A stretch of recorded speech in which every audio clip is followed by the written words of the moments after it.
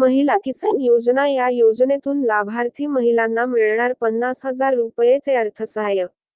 कोणती कागदपत्रे लागणार व पात्रता काय? संपूर्ण माहिती पहा या व्हिडिओमध्ये शेवटपर्यंत. या योजनेचा लाभ घेण्यासाठी खालील माहिती पूर्ण पहा.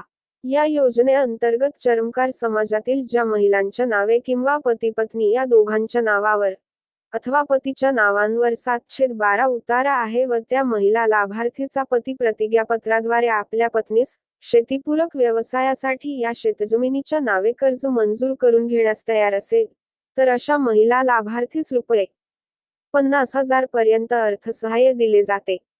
यामध्ये रुपये 10,000 अनुदान व उर्वरित रक्कम रुपये 40,000 कर्ज स्वरूपात वार्षिक 5% व्याज दराने मंजूर करण्यात येते. सदर कर्ज हे फक्त शेतीसाठी अथवा शेतीपूरक व्यवसायासाठीच देण्यात येते.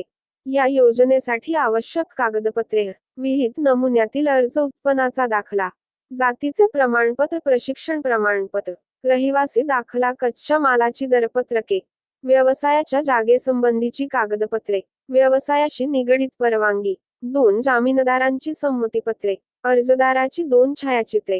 हा अर्ज कुठे करावा पहा.